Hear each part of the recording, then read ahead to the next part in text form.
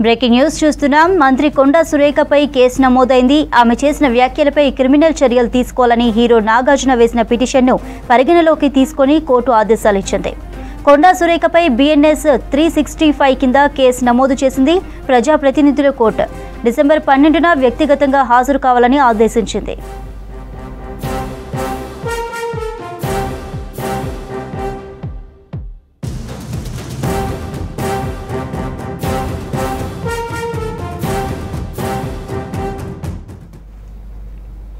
మంత్రి కొండా సురేఖపై కేసు నమోదైంది. ఆమె చేసిన వ్యాఖ్యలపై క్రిమినల్ చర్యలు తీసుకోవాలని హీరో నాగార్జున వేసిన పిటిషన్ను పరిగణలోకి తీసుకుని కోర్టు ఆదేశాలు ఇచ్చింది. కొండా సురేఖపై BNS 365 కింద కేసు నమోదు చేసింది. ప్రజాప్రతినిధుల కోర్టు డిసెంబర్ 12న వ్యక్తిగతంగా హాజరు కావాలని ఆదేశించింది.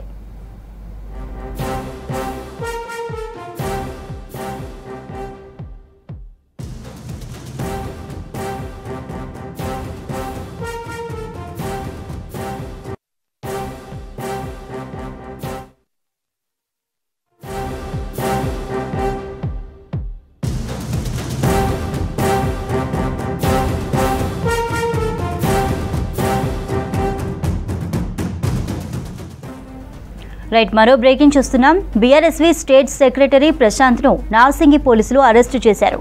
CVR కాలేజీ మేనేజర్ను బెదిరించిన కేసులో నార్సింగి పోలీసులు అరెస్టు చేశారు. CVR మేనేజ్మెంట్ దగ్గర అడ్మిషన్లతో పాటు 10 లక్షలు డిమాండ్ చేసినట్లు తెలుస్తోంది. CVR మేనేజర్ నారాయణరెడ్డి ఇంటికెళ్లి కుటుంబ సభ్యులను సైతం ప్రశాంత్ బెదిరించినట్టు తెలుస్తోంది. నారాయణరెడ్డి ఫిర్యాదు మేరకు నార్సింగి పోలీసులు అరెస్టు చేశారు. నిందితుడిని రాజేంద్రనగర్ కోర్టులో ప్రవేశపెట్టారు పోలీసులు. దీంతో ఆయనకు 24 రోజుల కస్టడీ విధించింది court.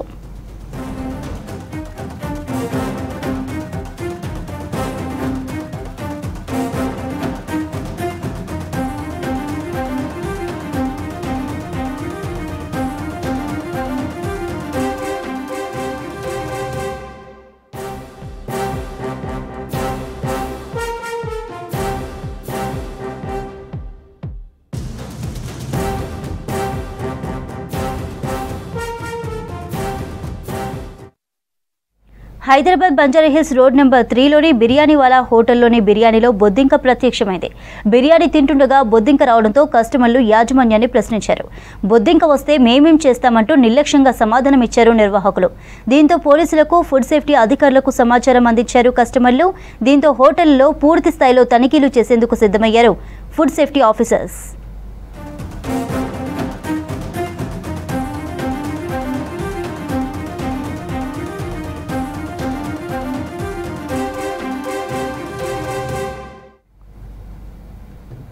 Hyderabad Banjara Hills road number 3లోని బిర్యానీవాలా హోటల్లోని బిర్యానీలో బొద్దింక ప్రత్యక్షమైంది.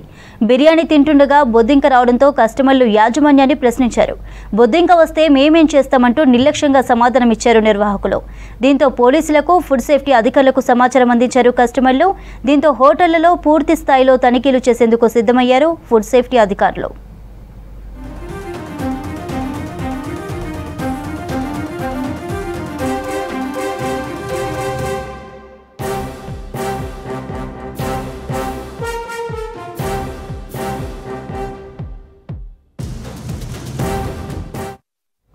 హైదరాబాద్ లక్డీ కపుల్లోని పలు రెస్టారెంట్లలో తనిఖీలు చేశారు ఫుడ్ సేఫ్టీ అధికారులు.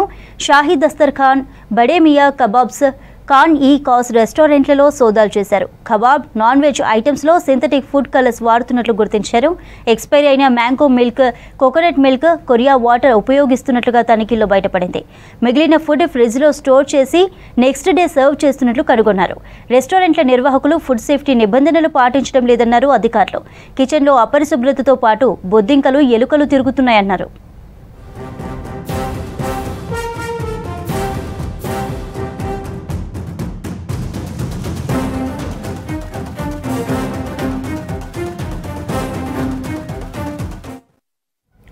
బంజారాహిల్స్ KBR పార్క్ చుట్టూ GHMC ఏర్పాటు చేసిన కొత్త డెకరేషన్ పవర్ పోల్స్ ను ప్రారంభించారు మేయర్ విజయలక్ష్మి. బంజారాహిల్స్లోని పార్క్ మెయిన్ గేట్ నుంచి జూబ్లీ చెక్ పోస్ట్ వరకు మొత్తం 60 డెకరేటివ్ పవర్ పోల్స్ ను ఏర్పాటు చేశారు అధికారులు. ఈ పోల్స్ తో పాటు జూబ్లీ చెక్ పోస్ట్ దగ్గర మ్యూజికల్ ఇన్స్ట్రుమెంట్స్ లైట్స్ ను అధికారులతో కలిసి ప్రారంభించారు మేయర్.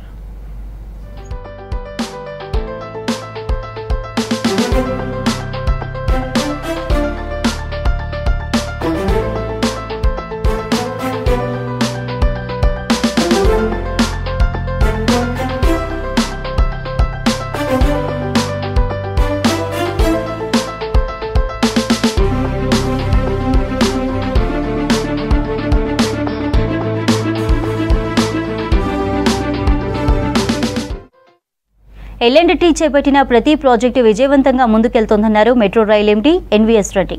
హైదరాబాద్లో మెట్రో రైల్ ప్రారంభించి 7 ఏళ్లు పూర్తయిందన్నారు. మెట్రో ప్రయాణంలో సువర్ణ అక్షరాలతో లిఖించదగిన రోజన్నారు. ఎన్నో ఒడిదుడుకులను అధిగమించి ఈ స్థాయికి మెట్రో వచ్చిందన్నారు. ఇప్పటి వరకు దాదాపు 63 కోట్ల మంది మెట్రోలో ప్రయాణం చేశారని తెలిపారు.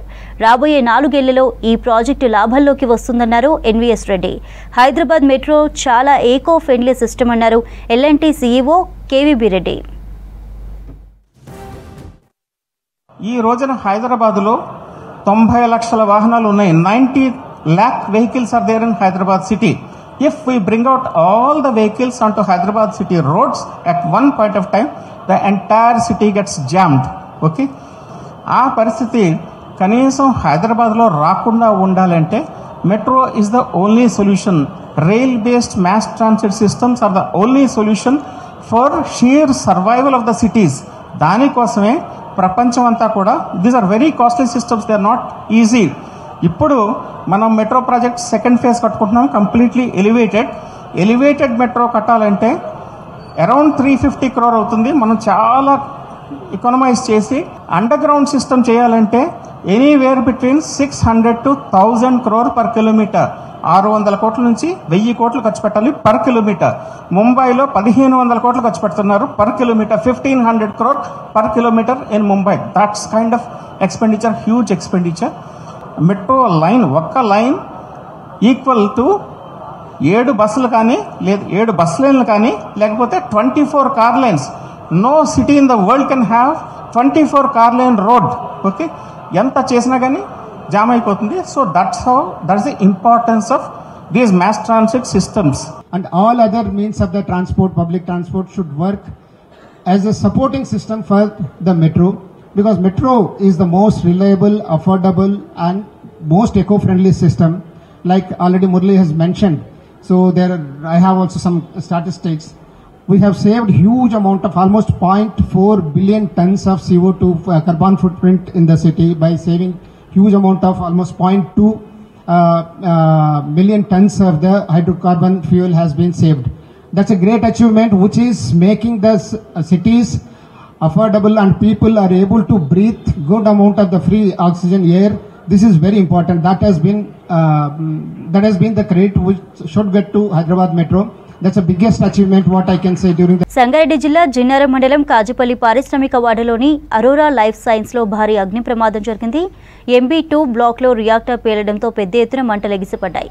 2 ఫైర్ ఇంజిన్లతో మంటలు ఆర్పివేశారు ఫైర్ సిబ్బంది. మంటలు చుట్టుపక్కల ప్రాంతాలకు వ్యాపించకుండా చర్యలు తీసుకున్నారు.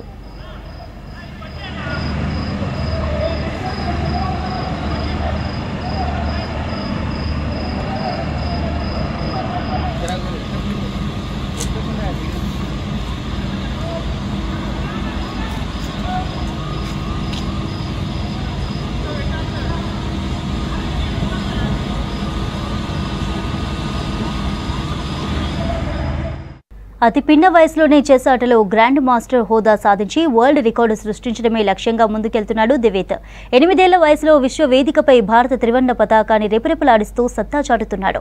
తన ఆలోచన విధానం ఎత్తుకు పై ఎత్తులు వేస్తూ ప్రత్యర్థులను ఇరుకున పెడుతూ చెస్ ప్రపంచంలో తనకంటూ ప్రత్యేక స్థానాన్ని కైవసం చేసుకున్నాడు దివేత్. తన వయసుకు మించిన వారికి కూడా నేర్పుతో గట్టి పోటీ ఇస్తున్న చెస్లో మేటి ఆటగాడు దివేత్పై స్పెషల్ స్టోరీ. చెస్కు పుట్టినిల్లు ఇండియా. ఈ ఆటలో మేటి ఆటగాళ్ళు ఈ ఆటలో అదరగొడుతున్నారు. విశ్వ వేదికలపై మన త్రివర్ణ పతాకాన్ని ఎగురవేస్తున్నటువంటి తెలంగాణకు చెందిన హైదరాబాద్ చెందిన కుర్రోడు మనతో పాటు ఉన్నాడు. చెస్ ఆటలో జాతీయ అంతర్జాతీయ స్థాయిలో భారతీయులు తమ మేధో సంపత్తిని నిరూపించుకున్నారు. ఎంతో మంది మేటి ఆటగాళ్లు భారతదేశం గర్వించేలా ఎన్నో పతకాలు తీసుకొచ్చారు. ఇక తాజాగా చెస్ ఒలింపియాడ్లో అర్జున్ అనే క్రీడాకారుడు 2 బంగారు పతకాలు కైవసం చేసుకుని ఇండియా చరిత్ర సృష్టించాడు. అదేవిధంగా తెలంగాణ రాష్ట్రం నుంచి మరో కుర్రాడు దూసుకొస్తున్నాడు. పిట్ట కొంచెం కోత ఘనం అన్నట్టు 8 ఏళ్ల వయసులోనే విశ్వ వేదికపై మన త్రివర్ణ పతాకాన్ని రెపరెపలాడిస్తూ ఇండియన్ చెస్ లో అద్భుతం సాధిస్తున్నాడు. వయసును మించిన ఆలోచనతో చెస్ ఆటలో రాణిస్తున్నాడు హైదరాబాద్ వాసి ఎదుళ్ల దివిత్ రెడ్డి.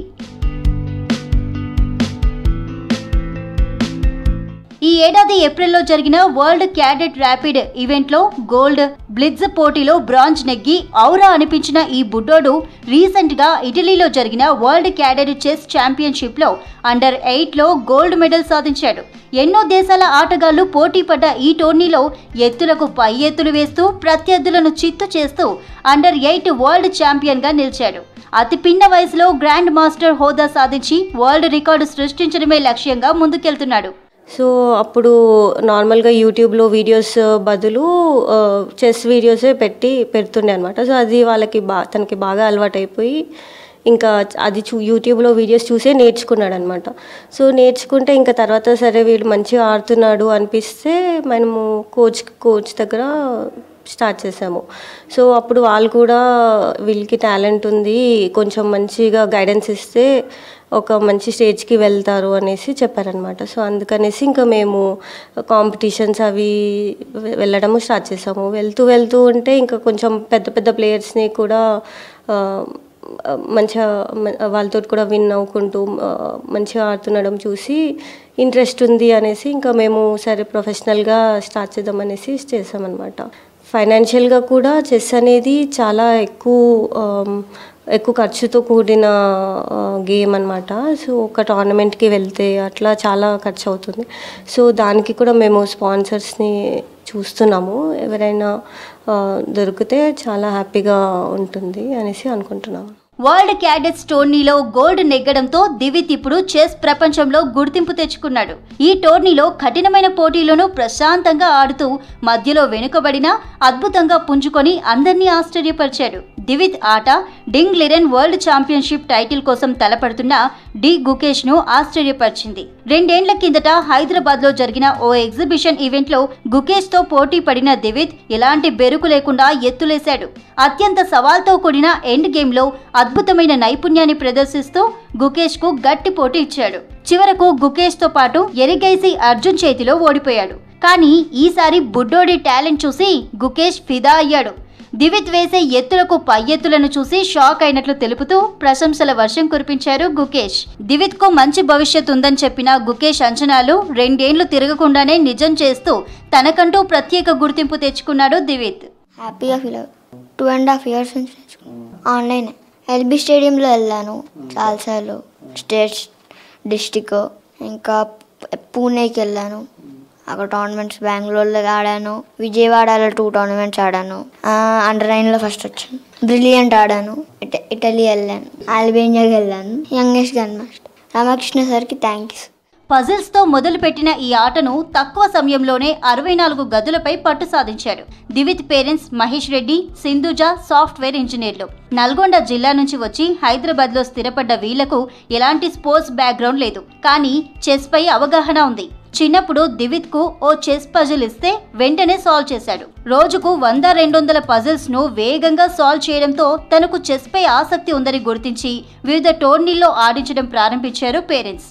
వైజాగ్ కు చెందిన కోచ్ రామకృష్ణతో ఆన్లైన్ కోచింగ్ ఇప్పిస్తున్నారు. అటు రామకృష్ణ కోచింగ్, తల్లిదండ్రుల సపోర్ట్ తో ఆటను అవపోసన పడుతున్న దివిత్ తనకంటే ఎక్కువ ఏజ్ గ్రూపుల్లోనూ పోటీ పడి పతకాలు సాధిస్తున్నాడు. చాలా హ్యాపీగా ఉంది.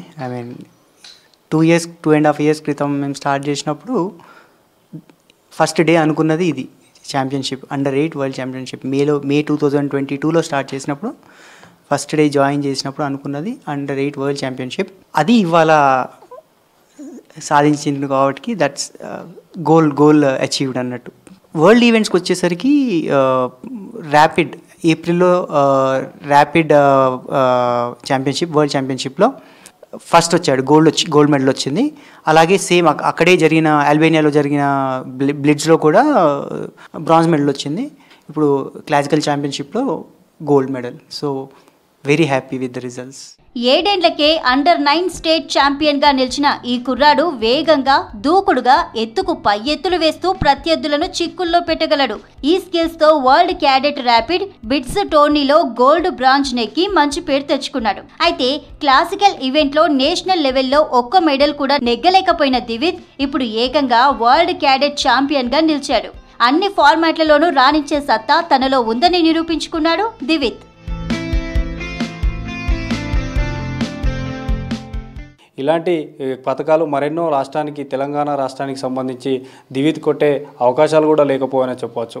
సో దీనికి సంబంధించినటువంటి పూర్తిగా ప్రభుత్వం సహకరించాలి. అదే రానున్న రోజుల్లో ఇంకా ఎక్కువగా మెడల్ సాధిస్తామంటూ కూడా ఇటు దివిత్ చెప్తున్నారు. వీడియో జర్నలిస్ట్ మధుతో అనిల్, V6 న్యూస్, హైదరాబాద్. బల్దియాలో బడ్జెట్ ప్రవేశపెట్టేందుకు సిద్ధమవుతోంది పాలక మండలి. నెలాఖరులోగా స్టాండింగ్ కమిటీ ముందుకు ప్రతిపాదిత బడ్జెట్ ఫైల్ రానుంది. నిరుడి కంటే ఈ ఏడాదికి సంబంధించి మరో 500 కోట్లు పెంచే అవకాశాలు కనిపిస్తున్నాయి. గ్రేటర్ ఎన్నికలు వచ్చే ఏడాది నవంబర్లో నిర్వహిస్తే ఇదే చివరి బడ్జెట్ అవుతోంది.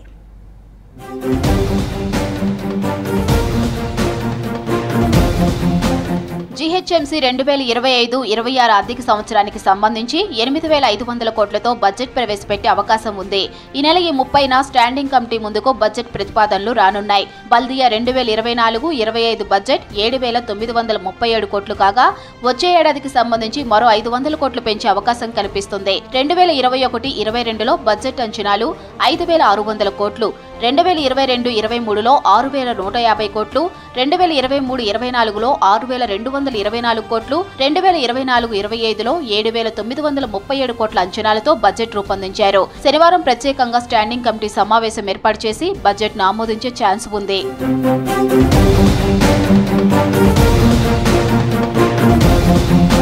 వాస్తవానికి అక్టోబర్లోనే బడ్జెట్కు సంబంధించిన ప్రక్రియ మొదలు పెట్టాల్సి ఉంటుంది. బల్దియా కమిషనర్ ప్రతి ఏడాది నవంబర్ 10లోగా స్టాండింగ్ కమిటీకి బడ్జెట్ అంచనాలను సమర్పించాలి. స్టాండింగ్ కమిటీ ఆమోదించి నవంబర్ 15లోగా కౌన్సిల్ ముందుంచాలి. వచ్చే ఏడాది జనవరి 10లోగా జనరల్ బాడీ మీటింగ్ పెట్టి సమీక్షించి ఫిబ్రవరి 20లోపు ఆమోదించాల్సి ఉంటుంది. మార్పులు చేర్పుల తర్వాత ఫిబ్రవరి 20లోపు అంచనాలను మంజూరు చేయాలి. మార్చి 7లోపు ఆమోదం కోసం ప్రభుత్వానికి సమర్పించాలి. అయితే ఈ నెల 10వ తేదీతో గడువు ముగిసి 15 రోజులైనా బల్దియా అధికారులు ఇంకా అంచనాలు ఖరారు చేసే పనిలోనే ఉన్నారు. కమిషనర్ ఎన్నికల డ్యూటీలో భాగంగా జార్ఖండ్ వెళ్లడం ఆలస్యానికి కారణంగా కనిపిస్తోంది.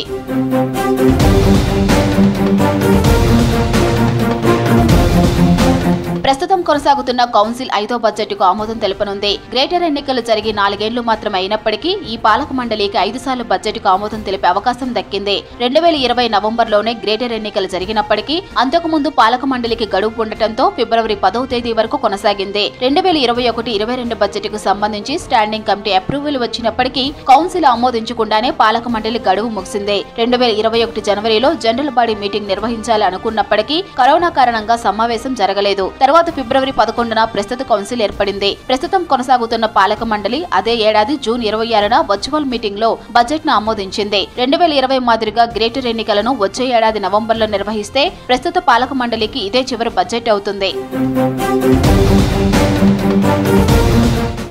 రాష్ట్రంలోని మాలల్లో ఐక్యత వచ్చిందన్నారు చెన్నూరు ఎమ్మెల్యే వివేక్ వెంకటస్వామి. డిసెంబర్ 1న సికింద్రాబాద్ పరేడ్ గ్రౌండ్లో జరిగే మాలల సింహగర్జన సభ ఏర్పాట్లను పరిశీలించారు. రాష్ట్రంలో జనాభా ఉన్న కులాల్లో రెండో పెద్ద క్యాస్ట్ మాలలే అన్నారు. మాలల సింహగర్జన పోస్టర్ను ఆవిష్కరించారు ఎమ్మెల్యే వివేక్ వెంకటస్వామి. మాలల ఐక్య వేదిక ఎందుకని కొంతమంది నేతలు విమర్శలు చేస్తున్నారని మండిపడ్డారు. తమ ఐక్యత చూపేందుకే సింహగర్జన సభ నిర్వహిస్తున్నామన్నారు చెన్నూరు ఎమ్మెల్యే వివేక్ వెంకటస్వామి. కార్యక్రమంలో మాలల సంక్షేమ సంఘం జాతీయ అధ్యక్షులు చెన్నయ్య పాల్గొన్నారు.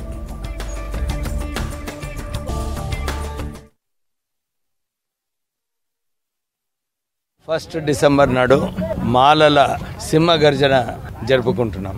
చాలా ఉత్సాహంతో ఉన్నారు అందరు మాలలు. ఫస్ట్ టైం మాలలలో మేమందరం కూడా మా మాలల ఐక్యత, మా మాలలు ఏదైతే సెల్ఫ్ రెస్పెక్ట్, ఆత్మ గౌరవం ఉండాలో అని చెప్పి ఆ ఆలోచనతోని మాలలు అందరూ కూడా ఈ సభను విజయవంతం చేయడానికి అందరూ కూడా వస్తున్నారు. మేము మా కులానికి ఇప్పటి వరకు ఇంత పెద్ద ఎత్తున కార్యక్రమం చేసుకోలేదు. ఈ రాష్ట్రంలో second largest community, second largest cost ఉన్నాము. మేము అన్ని కాస్ట్ల కన్నా 2వ స్థానంలో మేము ఉన్నాము. మాకు కూడా గౌరవం కల్పించాలని చెప్పి అందరు కూడా అదే దిశలో ఉన్నారు. మాలలే లేరంటే 30 లక్షల మాలలు ఉన్నారు ఈ రాష్ట్రంలో. అందు గురించనే ఎస్సీ వర్గీకరణ వ్యతిరేకంగా మనం రావాలని, ఏది ఎస్సీ వర్గీకరణ వ్యతిరేక పోరాటం అంటే వ్యతిరేకంగా అంటే తీర్పు వ్యతిరేకంగా వచ్చినందుకు దానికి కౌంటర్గా వచ్చి మనం అందరం వ్యతిరేకం చేయాలని, లక్షలాది మంది కదిలి రావాలని పిలుపునిస్తున్నాం. ఎందుకంటే అన్ని రాష్ట్రాలల్లో రావాలని ఆడళ్ళు కానీ మగవాళ్ళు కానీ ఇండ్లు తాళాలు వేసుకొని సద్దులు కట్టుకొని మన పెద్ద ఎత్తున రావాల లక్షలాది నాగరాజన్న నాయకత్వం మన వివేకన్న నాయకత్వంలో పెద్ద ఎత్తున రావాలని ఎక్కడ పోయినా నడిబొడ్డున కలంకాలం దొక్కుకుంటా బాగా రావాలని మేము డిసెంబర్ 1న సికింద్రాబాద్ పరేడ్ గ్రౌండ్లో జరిగే మాలల సింహ గర్జనను విజయవంతం చేయాలన్నారు ఎస్సీ వర్గీకరణ వ్యతిరేక పోరాట action committee chairman Manne Sridhar. Rangareddy జిల్లా రాజేంద్రనగర్ చౌరస్తాలో సభకు సంబంధించిన కరపత్రాలను, వాల్ పోస్టులను ఆవిష్కరించారు. మాలల ఐక్యతను చాటి చెప్పేందుకు అవకాశాన్ని సద్వినియోగం చేసుకోవాలన్నారు. హక్కుల పరిరక్షణ కోసం మాలలందరూ ఏకం కావాల్సిన అవసరం ఉందన్నారు. ఈ కార్యక్రమంలో Narsingi market committee director Kumar, Pambala Raju పాల్గొన్నారు.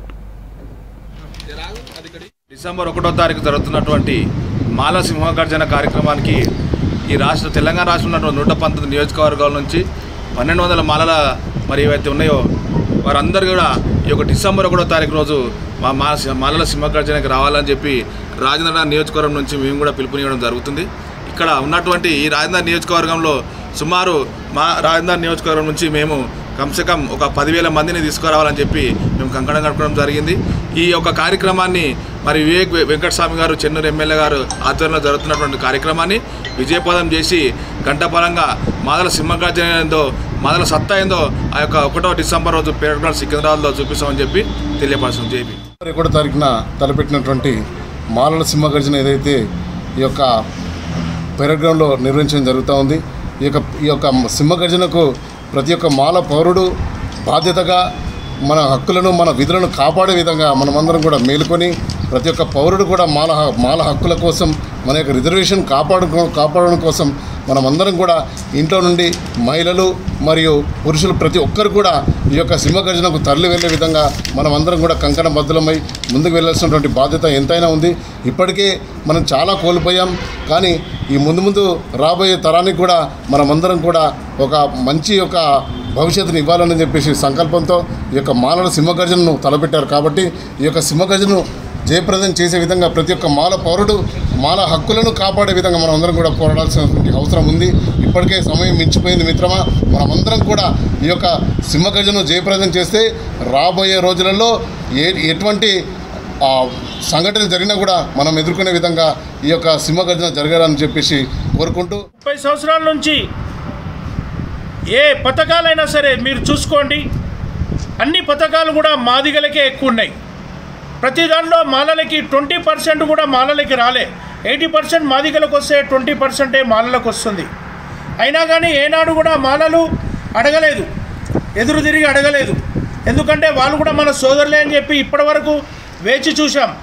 కానీ వాళ్ళు చాలా అసత్య ప్రచారాలు చేస్తూ మాలలపై నిందలు వేస్తున్నారు. మాదిగ సోదరులారా, మందకృష్ణ మాదిగ, నువ్వు ఎమ్మెల్సీ అమ్ముకున్నావు, రాజశేఖర రెడ్డి గారు ఇచ్చిన ఎమ్మెల్సీని అమ్ముకున్నావు. నువ్వు ఎందరికీ బినామీలు ఉన్నావో మాకందరికీ తెలుసు. 1000 కోట్లు నువ్వు ఎలా సంపాదించావు? నువ్వు ప్రతి ఒక్క రాజకీయ నాయకునికి, పార్టీలకు బ్లాక్మెయిల్ చేస్తూ నువ్వు 1000 కోట్లు ఎలా సంపాదించావు మా అందరికీ తెలుసు. అయినా కానీ మేము ఎప్పుడు అడగలేదు. కానీ మాలలపై అసత్య ప్రచారాలు చేస్తే మాత్రం ఊరుకోము. కంపల్సరీగా డిసెంబర్ 1వ తారీఖు మన మాలల ఆత్మగౌరవ సభ సింహగర్జనకి అందరూ మాల కుటుంబీకులు వాళ్ళ కుటుంబం